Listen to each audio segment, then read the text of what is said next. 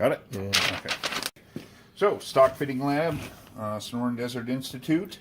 What we are going to do is we are going to measure the trigger weight of two different ARs. This is a AR 80% lower build that I was doing, and then we have over here an AR factory model, Olympic arms, AR factory model that I had bought a couple years ago.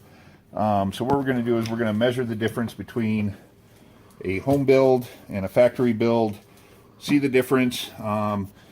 Whichever one has a higher trigger weight, I have a spring set that I'm going to put in it. What we're going to do is we're going to measure, take it down, hone and polish the contact surfaces of the sear, and then document the results. So what we're going to do here is I've got my Wheeler trigger pull scale. It is bottomed out. So I don't have the nifty little block to stop the hammer, so I am going to just use my hand here, pull, and we are at just under 7 pounds for the first pull. And what we're looking for in this is just some more consistency in trigger weight. So this one we are just right at 7 pounds. So the first one was 7.6. So our third pull is going to be about 6.5.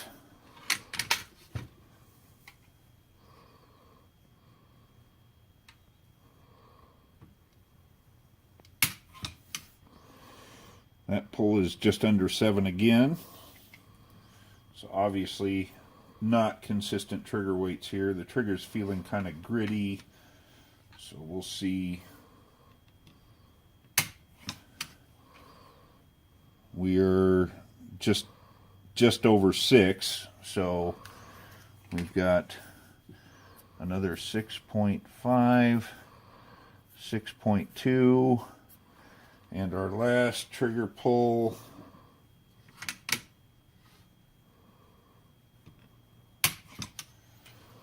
is 6.5. So after we hone this, we should see there's quite a bit of disparity here. So after our honing task, we should see a little more consistency between the numbers. We're ranging low 6.2, high 7 pounds of pressure. So we're going to pause it for a second, switch out the home build for the factory build, and see what that gives us. All right, so we got our Olympics Arms AR-15 here. We're going to test the trigger pull on this and see what that's sitting at. So we got our gauge bottomed out, and we are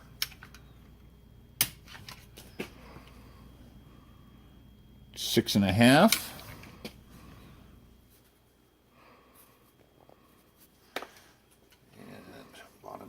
Again.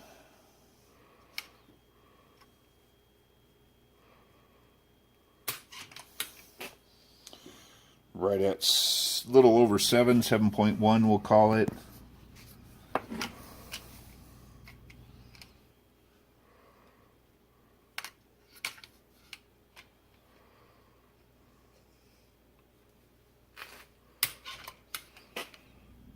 Right at 7.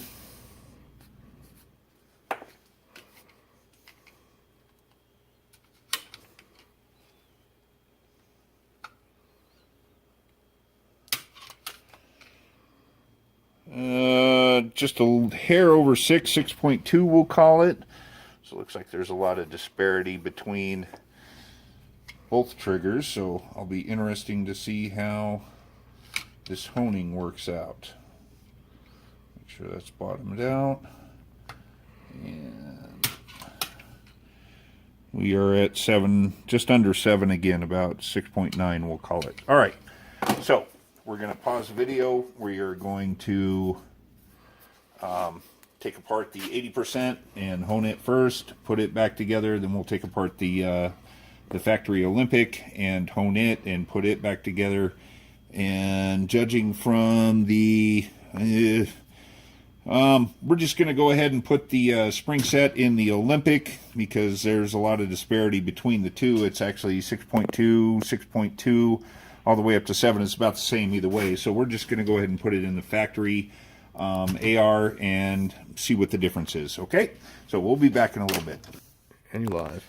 Okay, so we've got our India stone here, which has been properly soaked in some motor oil. I've just got some high mileage motor oil, or the XX transmission fluid. Sorry, that's the wrong bottle. Anyway, it's been soaking in motor oil. So I'm going to go ahead and try to smooth out the machining marks on the trigger, the contact points on the sear here and here. It's not terrible, but it can be a little bit better. We'll also smooth out the contact points here, and I'll use this. So we'll smooth out the contact points here and here as well as the reset right there. So what we want to do, the most important thing about this is to make sure that we do not alter the contour of the angle on our sear points. So a few light strokes and just smooth it out, make it like a mirror, and make sure that we keep it flat. We do not want to alter the contour at all. So I'm going to run this a few times. You can already see some of the machining marks are disappearing. It's polishing up really nice. We're going to go ahead and do a few strokes on this.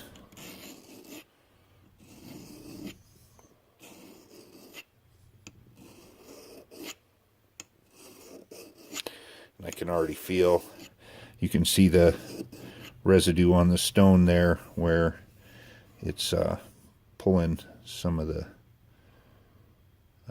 machining marks off of the trigger here. So we're keeping it smooth. So this is probably going to take a few minutes. I'm not going to film the whole thing, but just wanted to give you the idea that I did read about what I was doing. For the hammer here, you have to be really careful and run it right down this straight edge right here very lightly. We're not going to do this too much because we don't want to risk altering the contour of the hammer at all. May try to polish this bit up right here a little bit, but here we're going to try to keep it as flat as possible on both of these surfaces to make sure that we're not altering the contour. Engineers get paid a lot of money to figure this out, and we're not going to try to second guess what they do, but it's pretty simple stuff. So we'll be back in a few minutes. Okay, so we did the 80% lower. We actually changed things up a little bit. We ended up putting the additional spring set I bought onto the 80% because the spring that was in it, as you can see, it was kind of discombobulated a little bit, so we decided to go ahead and replace a spring in that. We'll show the results of that here in a few minutes. So this is the Olympic Arms AR-15, and as you can see, the sear points on this, they're still blackened from the parkerizing that they did on that, as are the contact points on the hammer and this part right here. You can see a little bit of wear right there. I put about 500 rounds through this AR, so it's got a little bit of space. But we're going to go ahead and polish these up like we did the other one.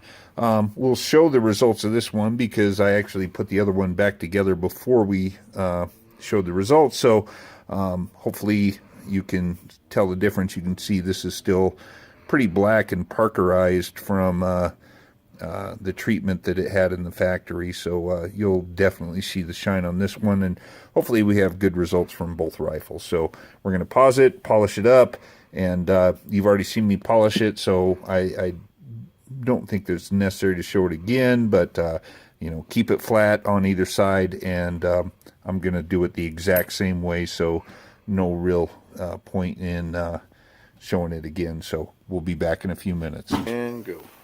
So we have honed down our AR-15 trigger components. As you can see, the hammer, you know, I took off all the parkerizing there. You can definitely see the difference on this piece, the hammer, or the trigger, I'm sorry, trigger. And we polished up that little bit right there. So we're going to put all this back together into the lower, and we'll measure out the trigger weight and see the difference that it make. All right, so we are... Go. All right, so we've honed the triggers, and we actually put the trigger spring in this one because the trigger spring that was in it was a little discombobulated. So now we're going to do a little test and see how the honing worked out with the trigger spring. So we'll pull, and so we are at just at 5 pounds, which is significantly lower than the last one. So we'll reset. We're going to do this 5 times. Reset the trigger. I got him. 5 pounds again.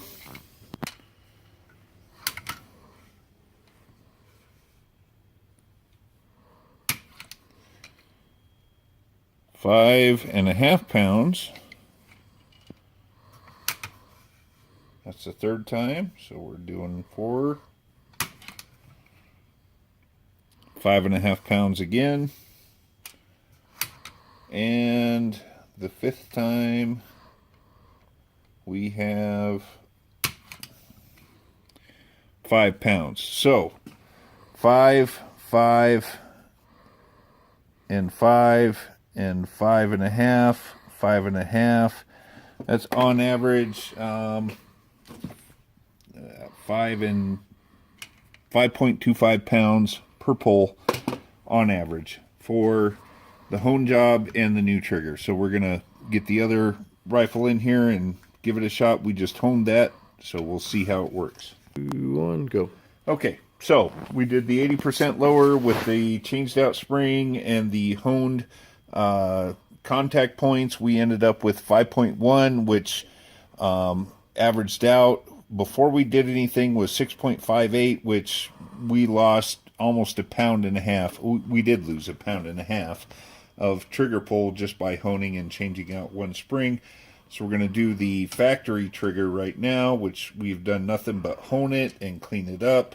So let's see how we do. Hopefully it's an improvement. That took us all the way to 8. So far we're not doing very good. Let's see what happens. So, wow, that's actually a little surprising. So we didn't change out anything on this trigger. So maybe the lighter trigger springs. Holy smokes! And that's 8.2. Over 8 actually once it's all said and done. So I might be going and buying another one of these spring kits for the factory because it's obviously made it worse. Over 8 again. We're gonna do the last 2 just for continuity, but it seems to be that changing out to a lighter spring is over 8 again. So that's 4 that are over 8, and all we did was clean up the surfaces of the sear. But and over 8 again. So I think we're clear here. It's the lighter trigger spring and cleaning up the contact points is definitely beneficial. You know, when we put in the lighter trigger spring, we lost more than 1.5 pounds of trigger weight, and all we did was clean up the edges and put in a lighter spring. So definitely beneficial. I'm not sure why this other trigger got heavier, but hey, it is what it is. Thanks for watching. We'll see you on the flip side.